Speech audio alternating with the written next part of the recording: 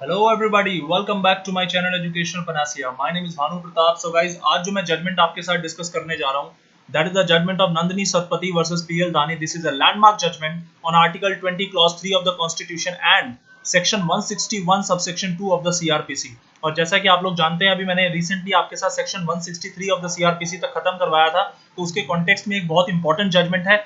और last video मैंने Miranda versus Arizona, जो एक यूएसए की जजमेंट है, उसकी आपके साथ डिस्कशन करी थी। तो आप मेरा चैनल जरूर सब्सक्राइब करें और मेरे कंटेंट को देखें। डिस्क्रिप्शन एक बार जरूर चेक कर लें, क्योंकि मैंने डिस्क्रिप्शन के अंदर वीडियो की जो प्लेलिस्ट है उसका लिंक दे रखा है। सीआरपीसी की प्लेलिस्ट आपको मिल जाएगी।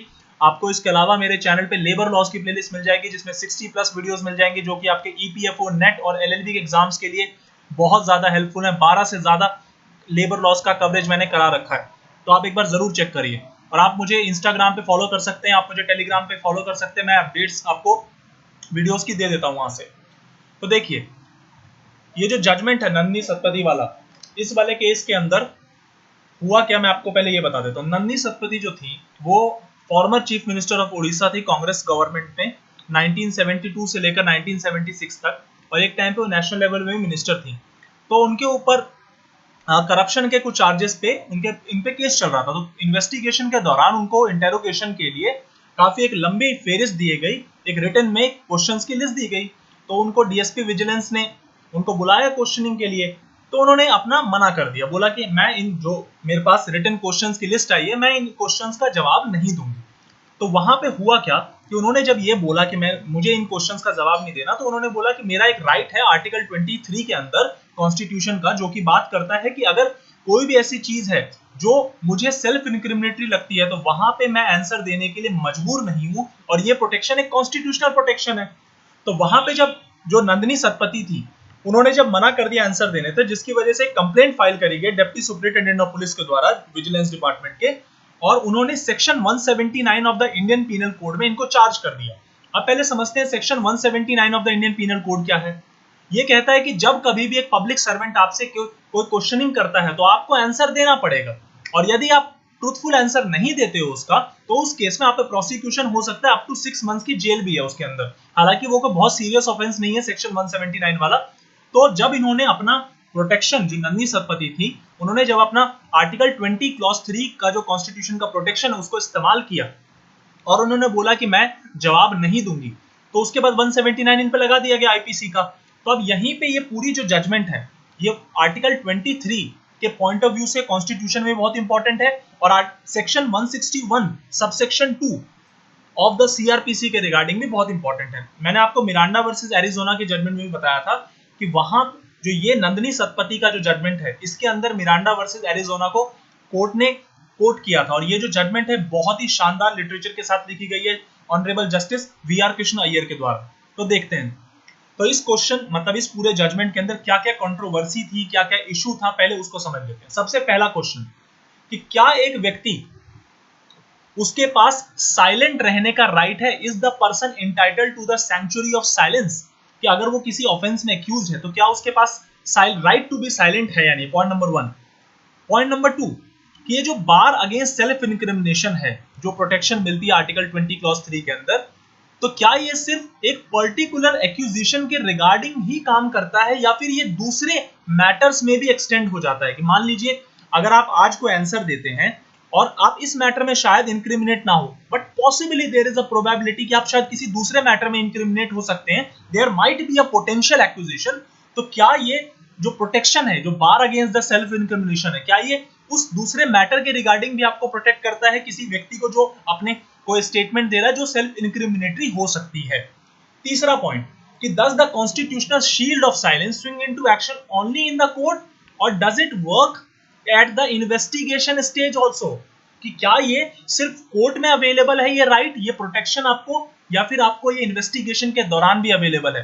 ये जो इन्वेस्टिगेशन का जिक्र यहाँ पे सुप्रीम कोर्ट ने किया, ये आपका सीधा section 161 subsection 2 of the CrPC से रिलेटेड है। पहले मैं आपको हल्का सा आइडिया दे देता हूं।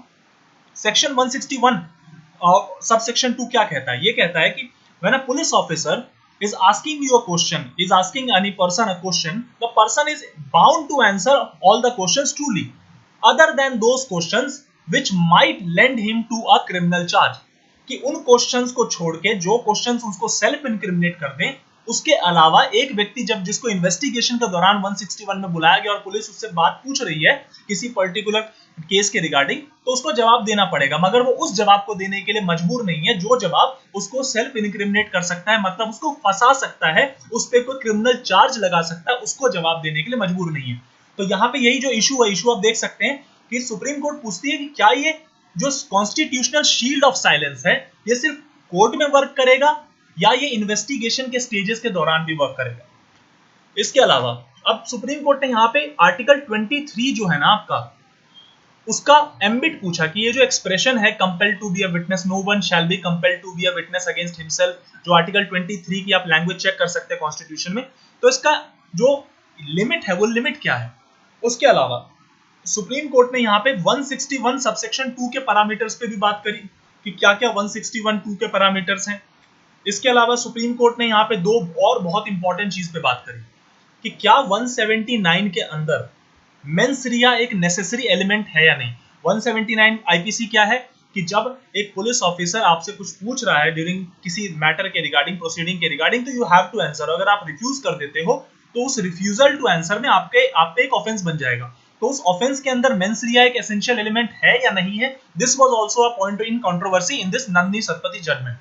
Now the last issue which arose in this particular judgment, that where are we demarcating the boundaries of benefit of doubt, कि what is the balance that has to be striked between section 161 subsection 2 of the CRPC and section 179, because 179 if you do not answer you have to be prosecuted, but 161(2) you don't have to answer any question which will self incriminate you. That is the protection under CRPC and also the protection under article 20 clause 3 of the constitution.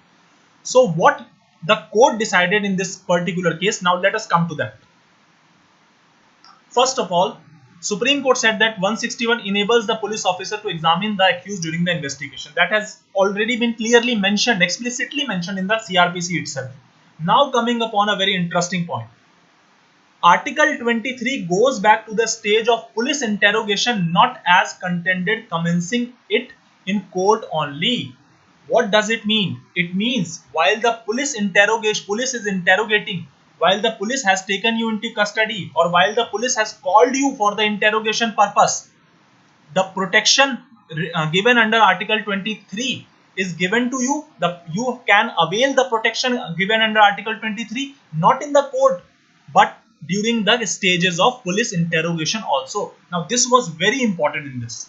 Other than that, Supreme Court clearly laid down that the protection under article 120, article 20 clause 3 and 161 clause 2, I have mistakenly written over clause 1 subsection 1, 161 subsection 2 substantially cover the same area, because they talk about the police investigation, they talk about the protection against the self incrimination. Now a very interesting point over here. What is a compelled testimony? Supreme Court laid down the meaning of compelled testimony. कि compelled testimony होती क्या है। अब पहले हम इस word को समझते हैं। देखिए, जब आपको इंटेरोगेशन के दौरान बुलाया जाता है तो पुलिस ऑफिसर्स के पास कभी भी ना किसी प्रकार का कोई स्टेटमेंट निकलवाने के लिए बहुत सारे मेजर्स होते हैं, जिसको हम अपने बॉलीवुड फिल्मों में भी देखा होगा, जिसको हम कहते हैं कि थर्ड डिग्री यूज किया या फिर एक माहौल, टेंस माहौल क्रिएट कर दिया। तो सुप्रीम कोर्ट कहती है कि जो कंपेल्ड टेस्टिमनी है वो सिर्फ फिजिकल थ्रेट और वायलेंस नहीं है। अगर आपको साइकिक टॉर्चर भी किया जा रहा है, साइकोलॉजिकल प्रेशर आप पे, वहां पे आप पे जब आपसे इंटेरोगेशन किया जा रहा है, आप पे एटमॉस्फेरिक प्रेशर बनाया जा रहा है, आप पे टायरिंग इंटेरोगेटिव प्रोलिक्सिटी मतलब 8 घंटे 9 घंटे तक इन्वेस्टिगेशन कराया जा रहा है, अननेसेसरी लंबे लंबे क्वेश्चंस पूछे जा रहे हैं, और इंटिमिडेटरी मेथड्स का, धमकाने वाले धमकी भरे मेथड्स का इस्तेमाल किया जा रहा है, while police is deriving the statement from you, तो वो सारी आपकी कंपेल्ड टेस्टिमनी है। अगर आप ऐसी किसी भी सिचुएशन में अपना बयान देते हैं एज अ विटनेस, आप अपना स्टेटमेंट देते हैं, तो that will be covered in the evidence as the compelled testimony, और उसकी एविडेंशियरी वैल्यू फिर बहुत ही ज्यादा कम हो जाएगी, नेग्लिजिबल एविडेंशियरी वैल्यू है। Apart from that, police said कि अगर यहाँ पे Supreme Court said that if there is any mode of pressure, whether the pressure is a crude pressure, whether it is a subtle pressure, कि सामने से pressure नहीं दिख रहा बट प्रेशर बनाया जा रहा है, then वो चीज that is a clear violation of article 20 clause 3, because that avails us the protection against the self incrimination. Now the other point is that police of is the police officer a person in authority? That was one of the issue raised in the Nandini Satpathy case. So the Supreme Court clearly laid down that the police officer is a person in authority, and if the police officer is asking you something, you have to answer that, point number one. But when the police officer is asking you something, when the police officer is deriving any statement from you, police officer has to ensure that there are procedural safeguards and there is no duress. The police officer cannot use the tactics of violence. The police officer cannot use the tactics of atmospheric pressure on you in order to derive the statement, in order to derive any confession, in order to derive any admission from you. That is clearly laid down. That is the protection which you can avail at any time while during the investigation and while during in the court. Other than that, now a very important point मैंने यहाँ पे bold कर रखा है कि accused जो भी होता है उसको आंसर देने का कोई भी उस पर मजबूरी नहीं है. He is not compelled to do the he is not compelled to answer all the questions. He is entitled to keep his mouth shut if the answer has a reasonable prospect of exposing him to guilt in some other accusation also.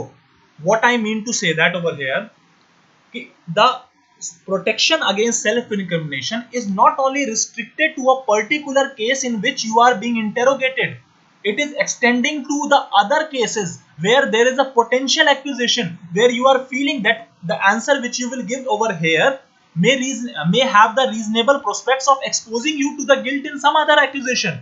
There might be some other case in which you might be prosecuted if you give the statement over here. So that is the protection which is not only available in this particular case, that is available in some regarding any other case also. But there is a clause. Now let us come to that. When you are saying that you are using the protection of self-incrimination, then you just cannot say on any mere apprehension of the fact that every answer you are giving is a protection against the self-incrimination. No, this is not the fact. You cannot raise this particular privilege every time. तो वहां पे अगर self इनक्रिमिनेटरी मतलब सिर्फ mayor remote apprehension के basis पे आप अगर सेल्फ इनक्रिमिनेटरी अपने प्रोटेक्शन को अवेल करने की कोशिश कर रहे हैं, तो उस केस के अंदर आपको वो चीज नहीं मिलेगी. अगर पुलिस ने आपसे कोई क्वेश्चन पूछा है तो it is the citizens duty to answer that particular question. Point number 2, if after the whole examination is over and you have refused to answer any question and the police officer feels that there was no need to avail the self-incrimination protection, in that particular case police officer can prosecute you as the alleged offender under 179 IPC. That is the freedom given to the police officer also. So वहां पे आप हर चीज को, हर answer को देने से ये कह के मना नहीं कर सकते कि नहीं मैं तो सेल्फ इनक्रिमिनेट हो जाऊंगा, मैं ये जवाब दूंगा तो शायद मैं एक्सपोज हो जाऊंगा किसी क्रिमिनल चार्ज में. No, that is not the protection which is available every time. वो चीज आपको कुछ सर्टेन जगहों पे अवेलेबल. और अगर पुलिस ऑफिसर को आप एग्जामिनेशन करने के बाद ये चीज पता चलती है कि आप under the pretence of immunity from self incrimination you are wilfully violating the law, तो उसके अंदर police officer is free to prosecute you. Now coming upon a very important point. In the issue it was raised that under 179 whether the mens rea is a necessary element or not. Supreme Court clearly laid down that it has 179 IPC has a component of mens rea, and when there is no willful refusal, only the witting or unwitting omission or the innocent wording of the offense is not made up. कि अगर वहां पे willful violation नहीं है तब वहां पे mains रिया मतलब सेक्शन 179 का जो ऑफेंस के कंपोनेंट्स है वो नहीं बनेंगे. लेकिन अगर इंटेंशनली कोई चीज करने की कोशिश की जा रही है जो कि आपका प्रोटेक्शन अगेंस्ट सेल्फ इनक्रिमिनेशन भी नहीं है, आप इंटेंशनली जवाब नहीं दे रहे हो, तो वहां पे police officer section 179 of the Indian penal code आप पे अप्लाई कर सकता है. दूसरी चीज, अब यहाँ पे एक ड्यूरेस वर्ड का इस्तेमाल किया गया था. तो जब पुलिस ऑफिसर कभी भी इन्वेस्टिगेशन के लिए बुलाता है तो बहुत सारे प्रोसीजरल सेफगार्ड्स की जरूरत होती है जो एक किसी भी पर्टिकुलर विटनेस को, किसी भी अक्यूज्ड को, किसी भी पर्सन को अवेल होने चाहिए. उसमें एक सबसे इंपॉर्टेंट प्रोसीजरल सेफगार्ड है जो मिरांडा वर्सेस एरिजोना में भी मैंने आपको बताया था, the right to consult an advocate of his choice, and that is the particular right which shall not be denied to any person who is arrested, because if you are arresting the person, it is the fundamental right of the person, it is even the legal right of the person given in CRPC that he has the right to consult an advocate of his choice. तो वहां पे अगर मान लीजिए lawyer नहीं available तो police officer will take him to a magistrate or a doctor or any non-partition official, a neutral official, neutral person to a particular secluded audience where the doctor और the magistrate will ask कि police ने आपके ऊपर किसी प्रकार का duress तो apply नहीं किया। मतलब केस कुछ यूं कि आपको अरेस्ट करके लेके आए, तो उसके बाद आपको डॉक्टर के पास पेश किया जाएगा या किसी भी न्यूट्रल बंदे के पास या मजिस्ट्रेट के पास, पॉसिबली मजिस्ट्रेट के पास ही पेश किया जाता है। Magistrate will ask has the police applied any violence और एनी थ्रेट और any constraint in order to extract any statement from you. तो अगर आप वहां पे बोल देते हैं कि हाँ police has applied a violence, तो वो चीज पुलिस के अगेंस्ट चली जाती है, that particular police officer can be suspended. तो ये इस पूरे केस का क्रक्स मैंने आपको बता दिया है, जिसमें मैंने इशू कंट्रोवर्सी जो थी वो बता दी, फैक्ट्स बताए, आपको जजमेंट बता दी और डिटेल में मैंने कंपोनेंट डिस्कस किया है। सेक्शन 161 क्लॉज 2 सबसेक्शन 2 सीआरपीसी क्या होता है वो मैंने आर्टिकल 23 के अकॉर्डिंग ही आपको बता दिया और प्रोसीजरल सेफगार्ड्स भी बता दिए। तो आई होप आपको मेरी ये जजमेंट पसंद आई होगी। तो thank you so much guys for giving your precious time to me. Thank you very much और प्लीज मेरे चैनल को जरूर शेयर करें, ज्यादा से ज्यादा शेयर करें। Thank you so much guys.